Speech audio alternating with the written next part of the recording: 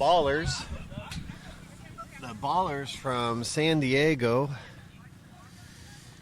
against Damage FC all the way out from Florida. Just sorting out names and numbers.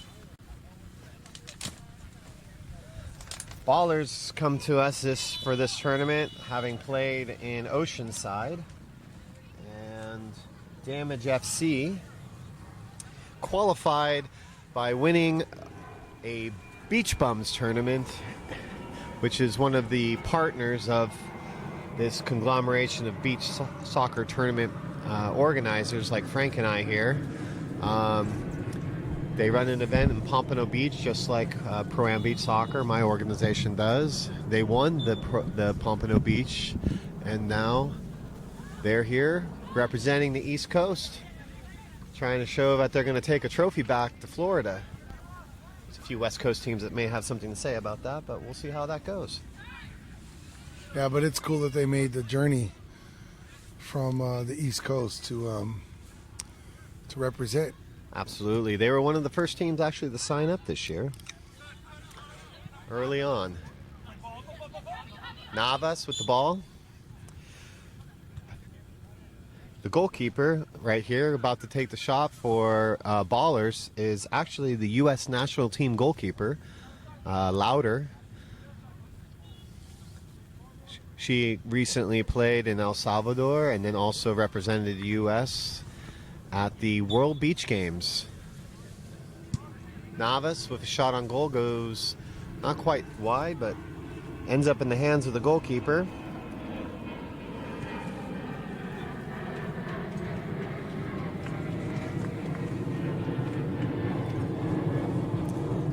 Goalkeeper for Damage FC is Dan Holme, or Hume.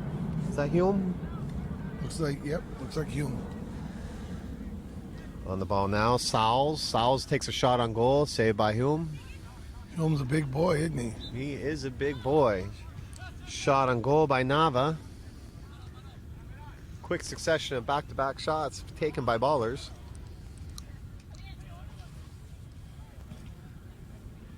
Trevin plays the ball in to number 69, Fabian Comby, who turns the ball over, and once again, Damage FC retains possession of the ball through their goalkeeper. Little miscommunication on the service out of the back. Navas with the ball. Nava. Sauls looking to beat inside, defended well. Ana Garcia tries to find her teammate moving forward.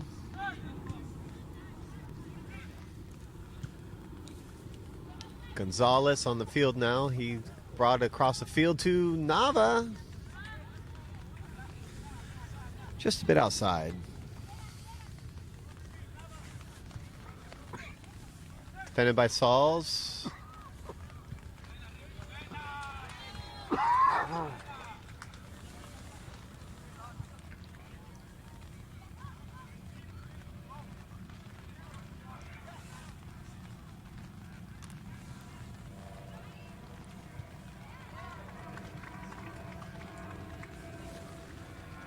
Number 22 steps up, Ricardo Sandoval.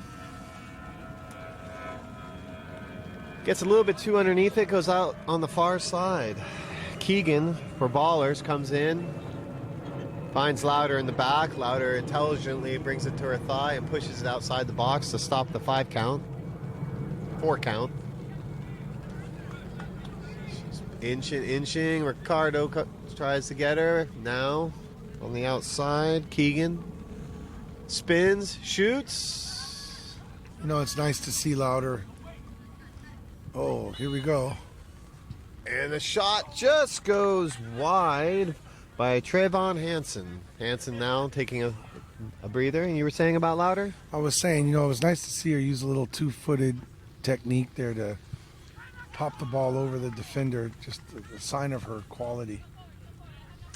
And you can see that she's been growing in experience by just the fact that no matter how far away it is, she's throwing those services in tight to the chest so they can take it off their chest and have it still in the air. These things can escape someone that's not, Savvy. really, I would say savvy. I was looking for a different word, but that works. Because I think it looks so easy when done well, but it is not easy, is it? Well, it depends. It takes time, but once you do the repetitions, it's just like anything else. It becomes something that your body gets used to, and you know what you're dealing with at that point. Number 13, the captain, tries to get the ball in there.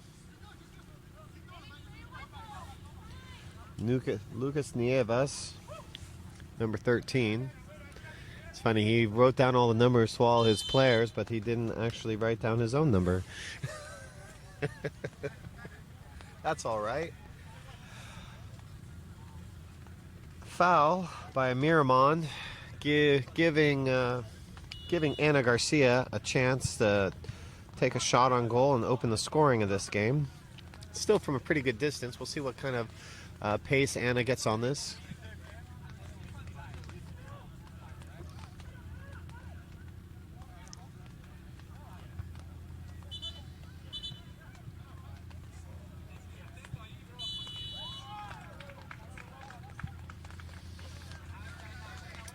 Ball just goes a bit wide. Back into Louder's hands. Louder scanning. Service out to Nava. Oh, I'm sorry. That's Gonzalez. He goes to Nava. Finds Miramon, who gives a one-time touch, and not Gonzalez gets a shot off.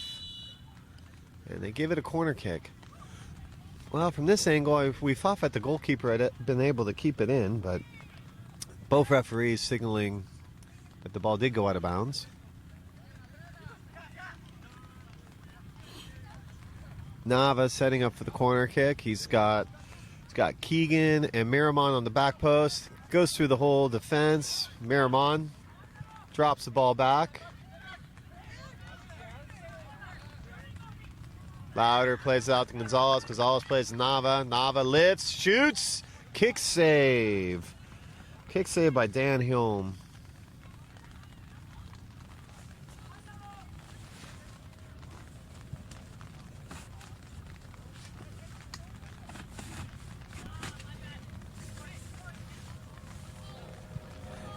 Shot by Keegan, blocked by Garcia. Keegan has it again. Gets a Nava, pushes back to Keegan. Keegan lifts. Garcia steps in brilliantly to stop the ball from being able to volley it away. Miramon now holding off Garcia. We have a player on the far side. Nava got one in the gems. He is looking like he's on pain, but he had enough strength to be able to move himself out of the sideline, but he's gritting his teeth, checking to see if they're both there, and the game moves on without him. Yeah. I'm not sure what the color commentary is on that one, but let's move on. Oviedo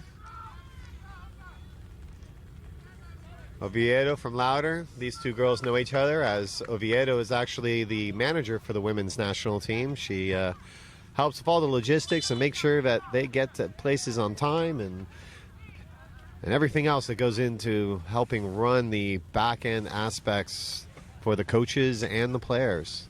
She's out here representing her own skills now and her own enjoyment as she's been introduced to beach soccer by being involved with the team, working for the U.S. Soccer Federation. Keegan knocks it through. Once again, corner kicks going through everyone and no one getting on the end of it. Sandoval trying to beat the men. Arms flaring, still in control. Shot blocked by Gonzalez, goes out for another corner kick. Good effort by Sandoval there. So you're saying Oviedo's an administrator. Correct. But she looks very fit. Was she a player, a college player? Or? You have to imagine that she was. Coach Francis Farberoff was explaining to me before the match that anytime one of the girls would get injured, they'd always stick her in, and says that she's not bad at all. She plays, she handles with the players, and clearly she's played a little bit of ball. A good save by Louder there, and a great redistribution to start the counter, but We would tell you who that player is that was just handling the ball, but she showed up a little late and doesn't have a number, so we can't name her. So she will remain the unknown soldier, as we know, and we've been using when we don't know who we're telling about. Excuse me as I trip through my words here, Frank. that's all right. Oviedo, nice little one touch, a little bit too much power coming off of Keegan's foot for her to be able to have any finesse on that.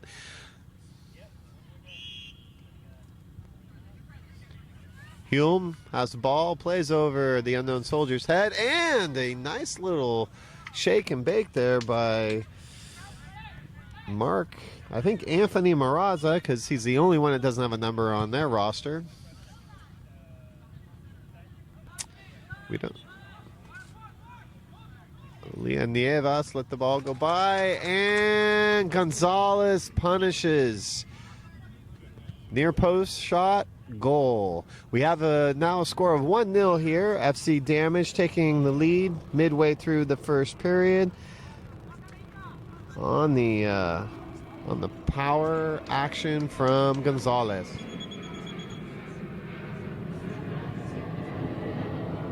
Oh, I'm sorry. Yeah. I'm glad you caught yourself. I was about to correct you. Yes. Gonzalez actually scored for the Ballers, making it 1-0 for them. This is what happens when you are working an event and you spend too many hours. It happens. It does. So just to calibrate everyone, Ballers are wearing black.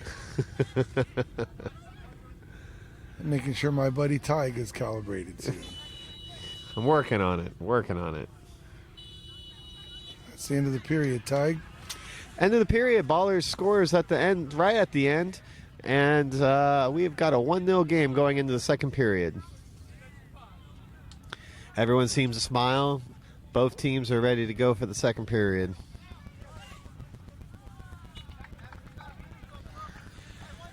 We've been having discussions throughout away from the field in regards to why the organization has split up the pro field in regards to not just having men, as been the case in years past at different events. Hasn't made everyone happy that we've got different people, but we also have to remember that we're looking at something that's more long-term here. Eventually we'll have more than one camera. Eventually we'll have more than one field being filmed.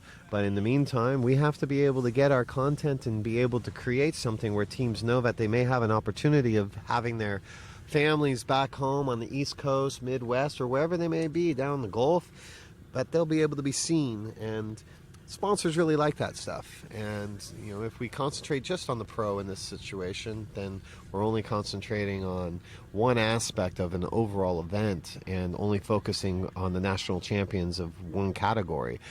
This is giving us the opportunity of really being able to show that every team here is important and that we appreciate everyone coming from all the stretches of the country.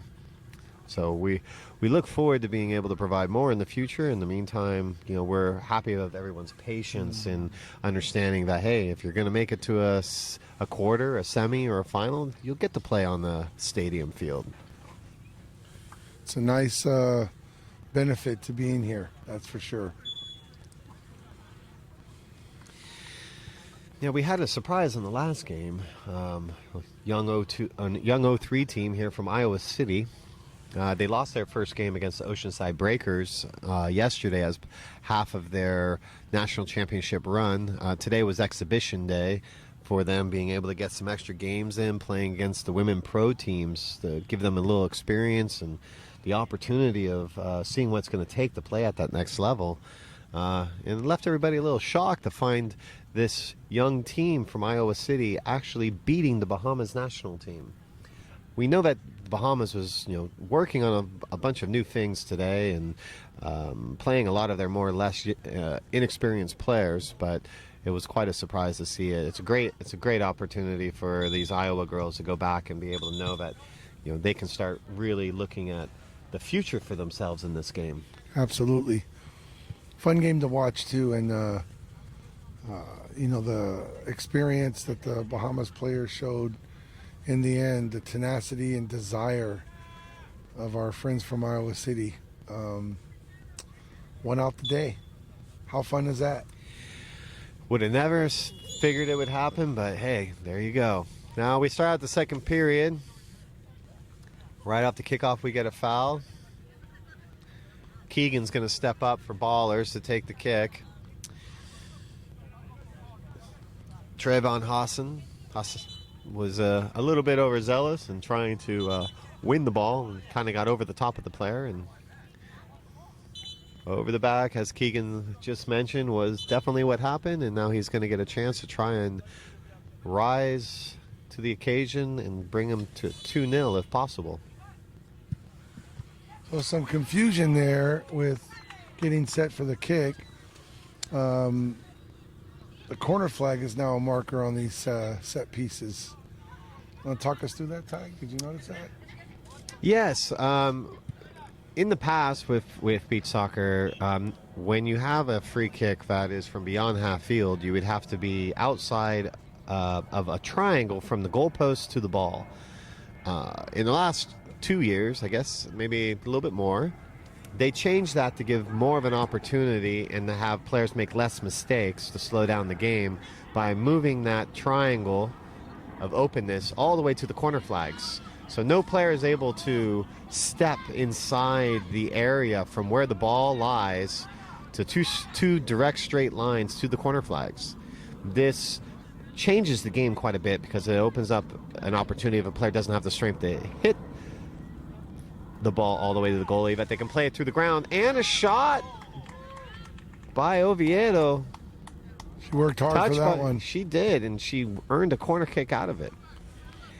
But now it's also going back to the corner kick for one last little explanation. You've got a scenario now where players can play the ball through the ground, and players can then, attacking players can pick it up and knock in a shot, or from distance, there's less chance that someone's going to make a mistake and touch it before it hits the ground. If a player does hit the ball before it hits the ground on a free kick, then the free kick moves up to wherever that spot was. The unknown soldier has the ball. Probably should have gone between periods and found out her name, but she'll remain the unknown soldier until that moment. Hey, there you go. You know, on the free kick, so tactical to drive the ball along the ground to try and get a deflection changes things now. Yes, it does. You see a lot of players just trying to hit the ball right on frame, and I've even seen a couple set pieces where you chip great the ball. effort by Trayvon. Yes, no, I agree with you. It definitely has changed the tactics. I mean, from year to year, FIFA is doing everything they can to trying to speed the game up, create less instances where there's waiting around so that the game continues to flow, so we can continue having these shots every 30 seconds and an average of 9 goals per game. That's why I think it's the most exciting version of the game. Fabian Comby tries to take a shot on goal. It goes just wide. He's calling for Leah Nieves to pinch inside to defend.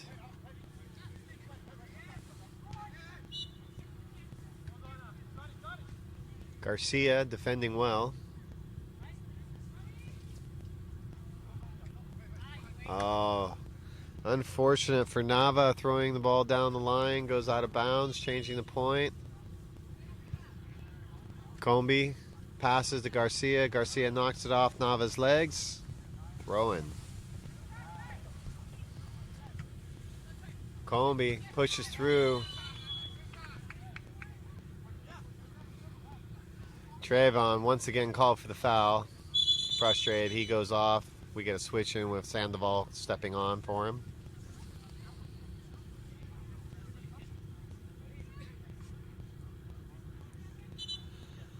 Nava setting up for the shot from distance.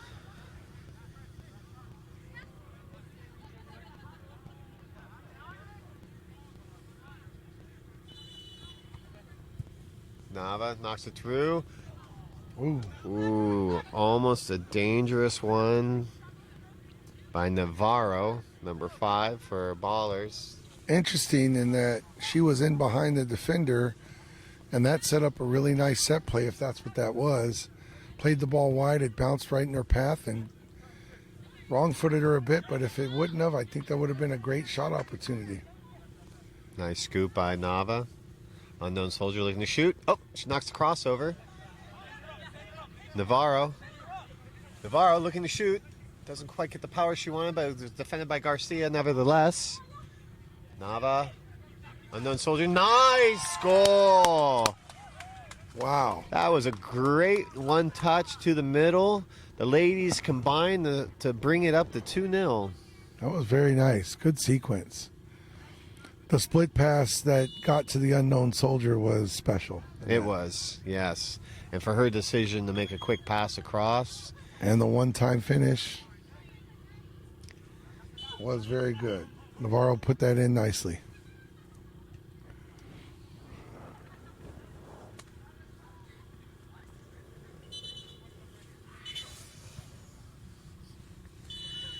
All right, kickoff comes. Sandoval. Lift wasn't quite high enough for him to be able to get a good strike. So kicks it wide. Unknown Soldier with the ball. We'll get her name for the third period, I'm sure. She's got an assist. Got to know her name. Sauls pokes it forward to Nava. Oh wait, that's not Nava. Ooh, that's a bit That's risky. got to be Nava. No, it's not Nava. We have Unknown Soldier number 2 on the field now for Ballerz. Happens to be male this time.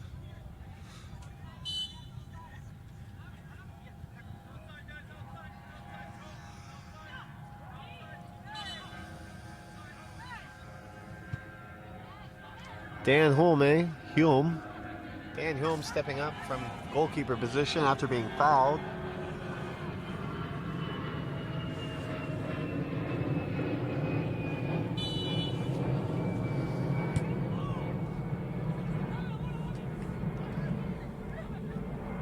This is a great moment right here, number 57 and 13. The couple that are behind this team. The Nieves is, in front of goal. Unknown Soldier now finishes a ball by Navarro. So we just had a minute ago where one supplied the other, and now we have exactly the opposite coming into 2 goals in about, 90 seconds between the ladies. Ladies are getting the job done for Ballerz today. Great job. Another good combo. And as you said, one assisting the other and then returning the favor. That sounds so much more poetic than I said. You know, Great save by Louder in goal off the kickoff. Louder has some quality in goal. I'll ask you to watch her distribution. She does a lot of underhand distribution, which I haven't seen a lot of. I think that's part of her background from grass, but there are more goalkeepers using underhand distribution in beach. Goalkeeper getting a little cheeky, but unfortunately draws the ball out of bounds. Unknown Soldier number 2 now throws it in the Louder. Louder intelligently takes it off her thigh, pushes it outside to stop the count. She's got Sauls wide, but stays close. Yeah, Louder's feet are good. Yeah, they've improved so much since El Salvador.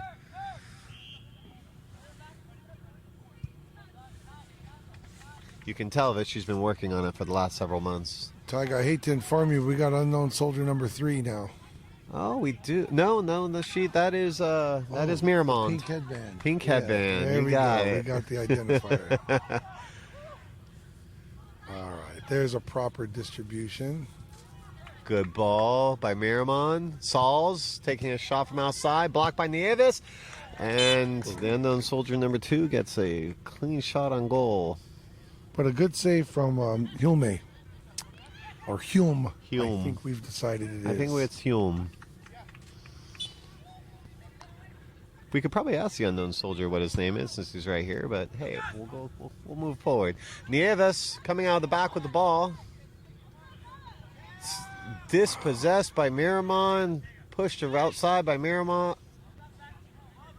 Oh, and we're inside. Unknown Soldier knocks it out wide. I'm impressed with Navarro. Yeah. She keeps finding split passes and she's breaking lines between players consistently. She's a cheeky player. Well, as anyone knows, playing co-ed, the success of the team always usually comes down to the ladies. Oh, Saul's ball. Saul's shot goes right off the crossbar. It's having that nice balance between the men and the women in a co-ed match. And Ballerz seem to have found that opportunity. Shot on goal. Louder takes a routine save. A little profanity on the field, but it's okay. So our Ballerz team out here today is actually from Southern California. They competed in the Oceanside event this past May. And the players actually are a bit of a conglomeration right now. Louder, the goalkeeper, has been living in Utah playing, we believe it was in WPSL, and is a coach for a club out there. She's originally from Southern California as well. And then all the rest of the players are, I believe, from the Oceanside area, if I'm not mistaken. Oh, well defended in the back. Hume clearing it out with his feet, making sure, since he was near the goal line, not to put his team in jeopardy. Ball goes in. Oh. Open goal.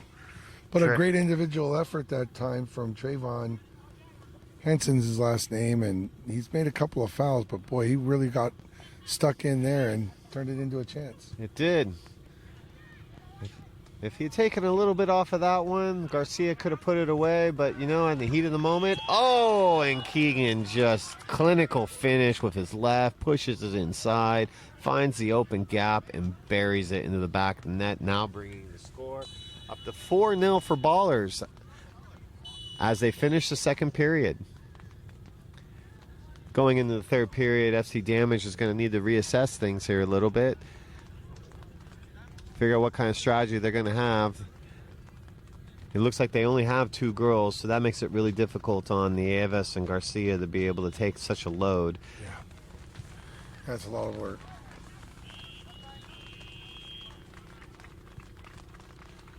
Captains come out for the toss. We'll see how we begin this next period. And unfortunately, once again, it sounds like the rain is starting to fall. It's a light rain, and it's comfortable, 61 or 2 degrees. Oh, yeah, there's no... People are walking around without shirts in between games, and so, you know, not a terrible day here in San Diego at one of the most famous beaches in San Diego, South Mission Beach. Yeah, it's a beautiful thing for us to be able to have the opportunity of this. There's a couple of skilled surfers out in the surf, Tig. High surf advisory until Monday. It looks like it's about 6 feet just overhead, and a little walled off, but by the jetty it's some nice form. So in between games I was peeking over at the surfers, man. Yeah, we were talking to the lifeguards yesterday, one of which obviously is a surfer. Lifeguards usually are. And he was talking about being pretty stoked because the waves were going to be coming in starting today through the rest of the weekend. And so he said that there was going to be a great number of people coming out here. So we were probably going to get some extra eyes, you know, before and after they jump in the water to catch these overhead waves, you know, that are most likely, if we get a little offshore wind, which we don't have any right now, you'll be seeing some barrel action out there. No doubt. If you get in the offshore wind with those swells, it's pretty much as good as it gets. Here we are in California talking about surfing. What a surprise. I am more known for Wisconsin Street and Oceanside at sunset, jumping in the shore break body surfing. That's my cup of tea, Tig. I spent quite a few years jumping on a piece of foam and, you know, tackling some of those barrels out there on a bodyboard. But such a commitment to get up every morning for that, and I'm not a cold person. That's why I like beach soccer. There you go. It's warm, usually. There you go. Okay, they find Trayvon up top as a target. He pushes it through. Garcia almost gets it, but Oviedo knocks it forward. Well, she's a tenacious defender, Oviedo. Yeah, she is.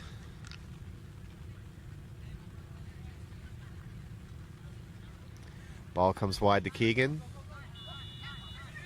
Keegan's calling, or Oviedo's calling for on the back post, but it's well defended by Comby. Louder has the ball.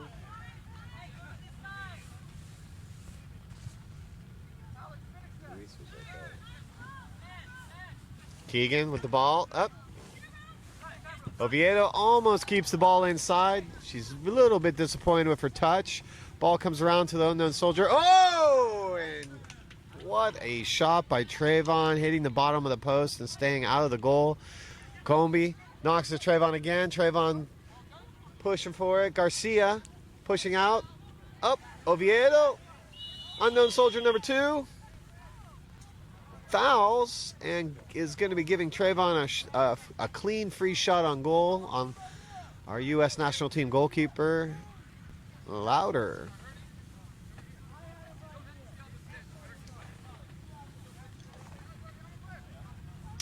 Oh, and we just found out the situation here. FC Damage, unfortunately, only came with 2 female players in their co-ed divisions back in Florida. They only are required to have 1 female on the field. So they had a couple players drop out, and Nieves got injured, I guess, in the previous game. We were wondering what was going on. And she was just standing on the field as an extra player. But now Damage FC is having to play down a player because they just basically took her off. Trainers looking to attend to her at this point. Ball comes out to Gonzalez, who opened the scoring for the day. Goes to Oviedo. Oviedo, defended by Trayvon. Goes to Comby. Comby lifts and passes with nice skill. Keegan pushing through, and Keegan finds the back of the net again.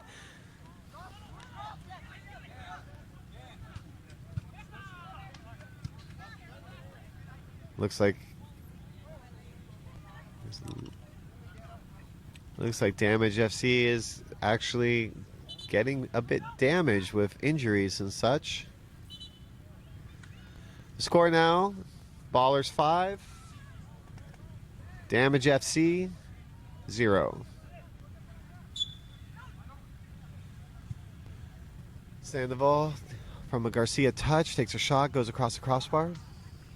Louder's collecting the ball as she is. She's surveying the field as she comes back in. She's looking for her target, unknown soldier number 1, who has a golden assist. She's taking a look. She lifts to Keegan. Keegan tries to go through Nieves. Nieves comes out the better half of that. Finds Sandoval moving forward. Definitely was fouled. Penalty kick. Great opportunity for Damage FC to be able to open up their scoring. Funny thing about beach soccer is you're never out of it. That's for sure. You can see a flurry of goals really turn things. I mean, just in the last couple games here, Frank, I'm at what, 3-4 games where we're talking about how many goals are scored in a 45-second period? Yep. They have a chance to add their first goal, which will make it a 5-1 game. I'll tell you what, it's no given thing that Louder won't save it. Oh, And she almost does, but Ricardo Sandoval puts it away. A good goalkeeper in beach soccer is not just important, it's everything. Oh, the goalkeeper is your quarterback. What analogies can we use? It's like it's everything. You know, if you got a goalkeeper who can use their feet and has good hand distribution, it makes all the difference in the world.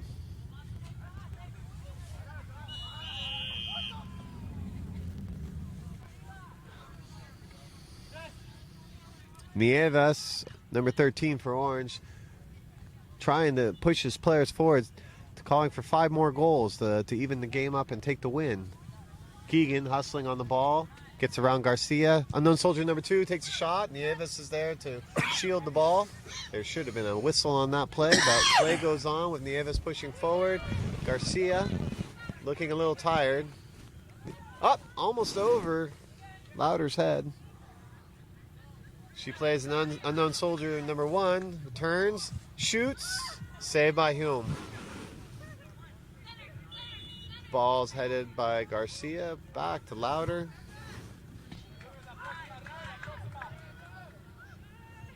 Gonzalez. Shot.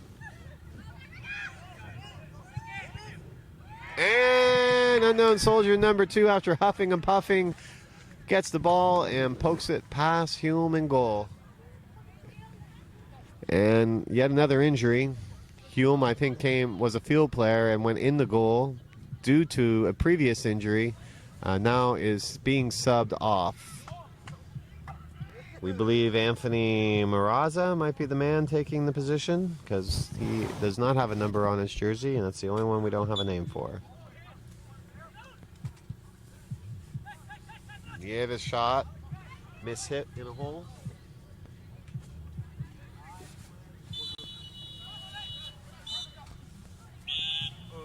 All right, and there we have it.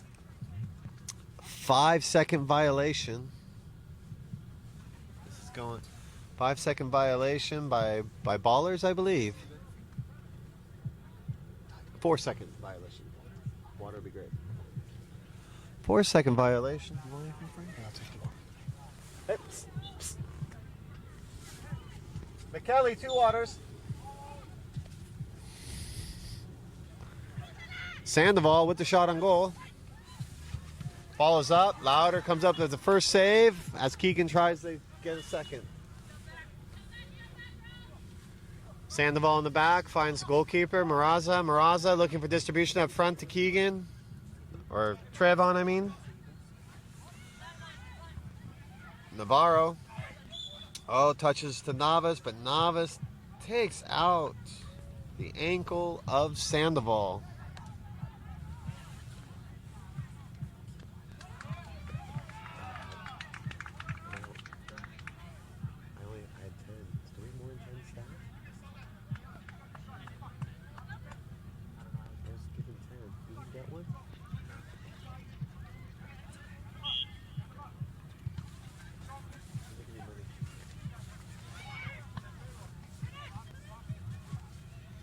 All right, Nieves Sandoval stepping up for the free kick. Sandoval over the crossbar.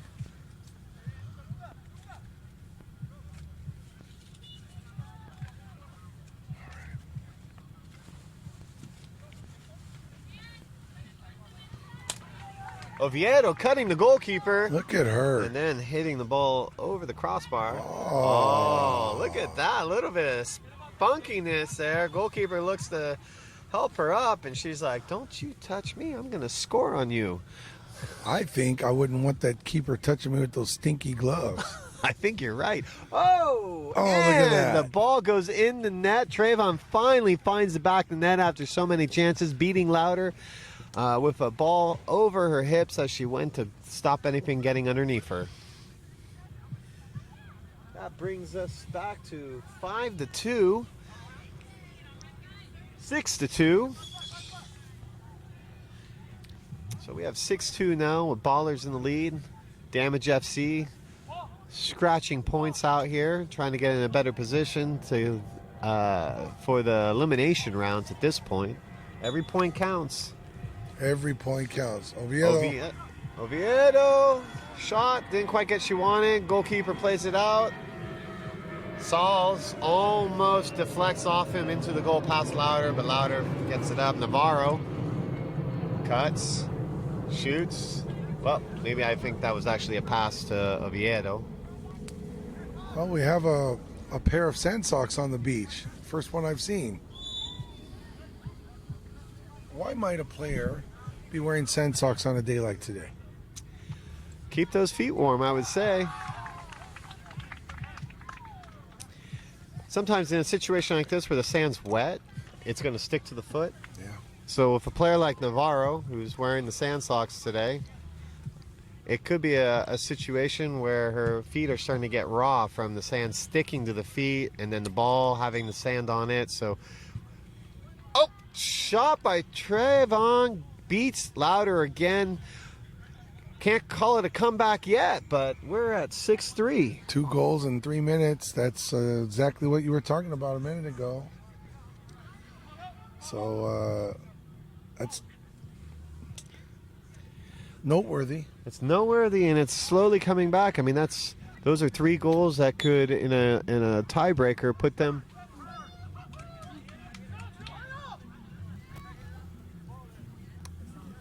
No, that was no goal.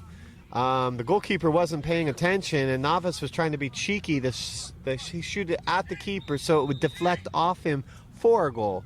Instead, it went straight in the goal. You can't score off a kickoff without a touch, so there you go. Goalkeeper picked it up and ensued the next attack. Look at this. Nievas coming across the Trayvon. Oh, but Louder. All over it. Sneaky and just taking away Navarro on the counterattack.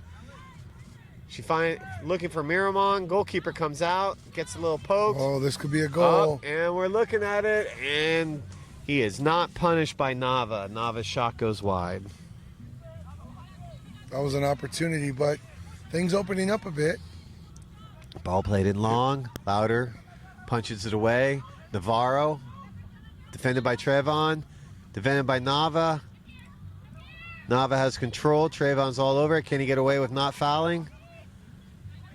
Oh, and Trayvon knocks the ball out of bounds.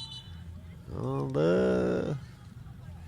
little bit of spunkiness going on the field right now. I agree.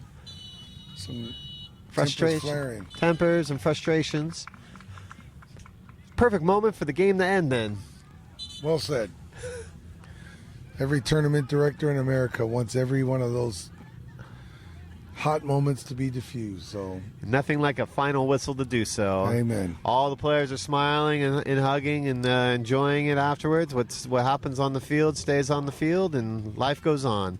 Final score here today between Damage FC 3 and 6 for Ballerz.